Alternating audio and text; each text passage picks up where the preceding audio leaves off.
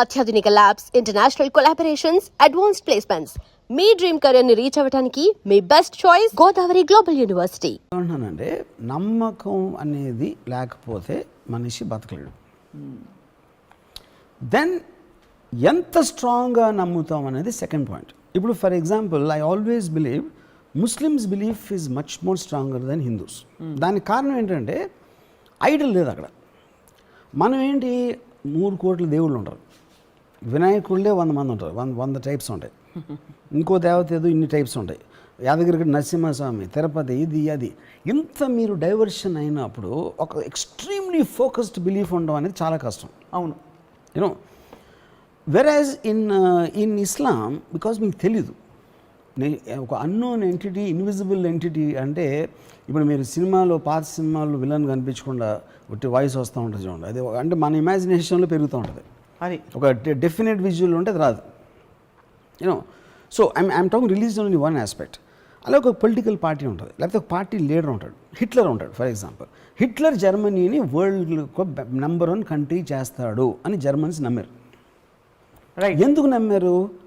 అతను చెప్పిన మాటల్లో ఉన్న ఒక ఇంటెన్సిటీ కానీ, ఒక లాజిక్ కానీ, ఏదో కానీ అది నమ్మారు. And they gave him the mandate to do anything for them. అది ఎప్పుడు రాగానే సెకండ్ వరల్డ్ వార్ రిజల్ట్ వచ్చాక తెలిసింది. అవును. అప్పుడు మనం అనుకుంటాం అందరు పిచ్చిన కూడా హిట్లర్ నమ్మేసి ఓట్లు వేస్తారు, ఆడికి నాజీ పార్టీ ఇచ్చారు. అప్పుడు ఆల్మోస్ట్ వాళ్ళు కూడా మూఢనమ్మకాల కేటగిరీ వస్తారు ఆ పర్టికులర్ టైంలో, because of the mayhem which happen, you know. So ఈ మూఢనమ్మకం అనేది ఇప్పుడు నేను మా మదర్ సిస్టర్ దగ్గర అంత కలవలేదు అనుకోండి సపోజ్, నాకు డెఫినెట్గా మదర్ సిస్టర్ మూఢనమ్మకాలు ఉన్నవాళ్ళు నాకు అనిపిస్తుంది. ఎందుకంటే నేను నమ్మటానికి ఇష్టపడలేదు కాబట్టి. ఇప్పుడు ఎవరో చిన్న ఫెయిర్ ఎనఫ్ అంటే అంటే జస్ట్ నేను డిగ్రీ చెప్తున్నాను. అంటే మూఢనమ్మకం అంటే డెఫినెట్గా ఎవరు చచ్చిపోవాలి, చావాలి అనేది కాదు. అబ్సల్యూట్ జీరో బేసిస్ ఉండకుండా, అంటే ఇప్పుడు వాళ్ళకి ఏం అవ్వలేదు, నమ్మినా నమ్మకపోయినా వాళ్ళకి పోయేది ఏం లేదు ఆ పర్టికులర్ టైంలో.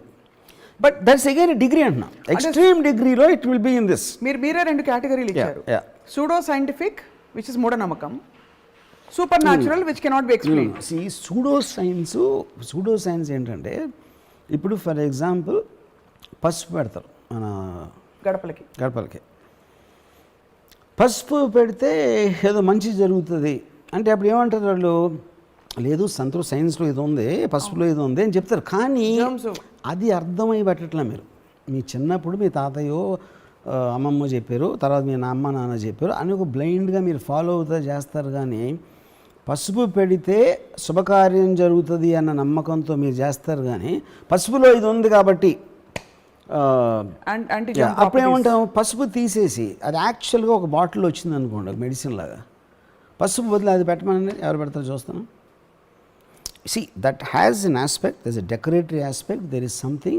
Always people try to give multiple things for you to believe in something. Ippudu okati rendu undavu. Always there will be multiple factors to influence you.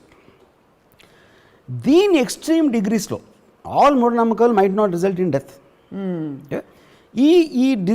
ఈ బిలీఫ్ సిస్టంలో most unbelievable things will start slowly going into the మూఢనమ్మకాల category. మీరెందుకు అంత ఇన్నోవేటివ్గా ఎప్పుడు ఏదో కొత్తదనం వెతికే వ్యక్తి, ఈ ప్రపంచానికి మించి వేరే ఒకటి ఉంది, లేకపోతే ఏదో ఒక శక్తి శాసిస్తుంది, what is the secret code of life అని క్రాక్ చేసే ప్రయత్నం చేయలేదు? మీకు ఇక్కడే ఎంటర్టైన్మెంట్ సరిపోతుందా? You didn't feel the need to do that ever? See, I feel, Nagu, one of the greatest lines I heard in my life, Socrates said, the only thing I know is nothing. You know, it sounds very defeatist. Kind of point ఏంటంటే, the more you think about it, you will realize the futility of trying to understand. అప్పుడు అది అన్వేషించే బదులు మీరున్న ప్రపంచంలో హ్యాపీగా బతికేటప్పుడు better అనేది నాకు realisation వచ్చింది. ఎందుకంటే ఇప్పుడు if you look at some of the aspects, మీరు అవుటర్ లిమిట్, ఇన్నర్ లిమిట్ చెప్తాను. ఒకటి ది యూనివర్స్ అనేది దాని సైజ్ ఆస్పెక్ట్ తీసుకుంటే, అంటే it is beyond our imagination. It's not about trillions of miles, it's not trillions of light years. End అనేది ఉండకుండా ఏదన్నా ఎలా ఉంటుంది అసలు మనకు అర్థం కూడా అవుతుంది. కరెక్ట్. మనకేంటి ఇప్పుడు రూమ్ ఉంది, రూమ్కి సీలింగ్ ఉంది, ఈ బిల్డింగ్కి పర్ ఫ్లోర్ ఉంది, దాని తర్వాత ఆకాశం ఉంది, ఆకాశం తర్వాత స్ట్రాటోస్ఫియర్ ఏదో ఉంది, దాని తర్వాత ఏదో ఉంది, ఎక్కడో ఒక చోట ఎండ్ అవ్వాలి కదా. ఒకవేళ ఎండ్ అయితే దాని తర్వాత ఏముంటుంది? రైట్. అప్పుడు ఎండ్ అనే దానికి స్పేస్లో మీనింగ్ రావట్లా మీకు. ఎందుకని ఎండ్ అని చెప్తే ఎండ్ తర్వాత ఏముందని అడగాలి. అవును. ఎండ్ తర్వాత ఇంకేమన్నా ఉంటే ఎండ్ అవనట్టే కదా. అంతే, కరెక్టే కదా. అది ఒక పాయింట్. దాని తర్వాత మీరు దాంట్లో మన కంటికి కనిపించిన ఒక ఆటమ్ తీసుకుంటే, atom is replicating again the entire universe. So ఇప్పుడు ఇదంతా ఎవడు కూర్చొని చేశాడు? ఏ శక్తి చేసింది? బ్రహ్మదేవుడు చేశాడా, యాదగిరి నరసింహస్వామి చేశాడా, జీసస్ చేశాడా, ఎవరు చేశాడో తెలియదు ఒకవేళ ఉంటే. బట్ మీరు వీళ్ళ పేర్లు చెప్పకపోయినా ఏదో జరిగి ఉండాలా, ఎవరో చేసి ఉండాలా అనేది మనకున్న మేధాశక్తికి ఉన్న లిమిటేషన్తో దాన్ని మించి మనం ఆలోచించలేం. దాన్ని ఒకవేళ మీరు దాన్ని గాడ్ అని పేరు పెట్టినా ఒకవేళ, so there has to be an origin of this entire process somewhere. కానీ ఆ గాడ్కి మనం గుడిలోకి వెళ్ళి కొబ్బరికాయ కొట్టే గాడ్కి డిఫరెన్స్ ఉంటుంది.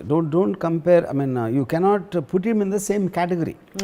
Creation of the entire universe, what source and what force it came from అనేది మీరు గాడ్ అని లేబుల్ చేస్తే ఒకటే.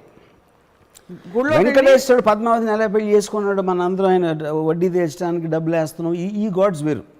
They are made for completely different purpose. Ya. But do you know what you quoted right now sir? Yeah. ఇది Ramu garu, you are quoting the highest Indian philosophy.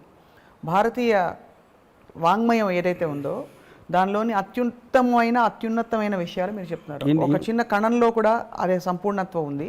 అది science. భగవద్గీతలో కూడా అదే ఉంది. There is wholeness in the whole atom, ఒక ఆటంలో, and ప్రపంచం విశ్వం అంతా నేనే అని. So where does it clash with science then? I see clash. I tell you clash ఎక్కడ అవుతుందంటే, సింపుల్ థింగ్ చెప్తాను. ఇప్పుడు మా ఆంటీ, మా అని ఇందిరాక అని మై ఆంటీ సార్, తను at a point of time she became Sathya Sai శిష్యురాలు. ఇప్పుడు సాయిబాబా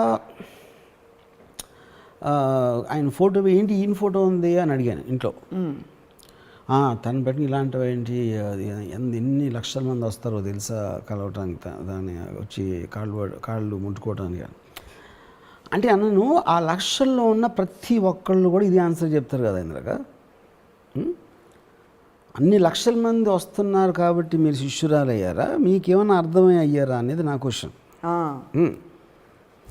ఆయన చెప్పిన దాంట్లో జస్ట్ నాకు ఒకటి చెప్పండి ఏమన్నా, తనకు తెలియదు, అది ఎవరికీ తెలియదని దాంట్లో somebody might be able to answer that question. అక్కడ పాయింట్ ఏంటంటే, నమ్మకానికి సైన్స్కి ఉన్న ఫండమెంటల్ డిఫరెన్స్ ఏంటంటే, ఇప్పుడు లైట్ వేస్తే స్విచ్ నొక్కితే లైట్ వస్తుంది. అవును.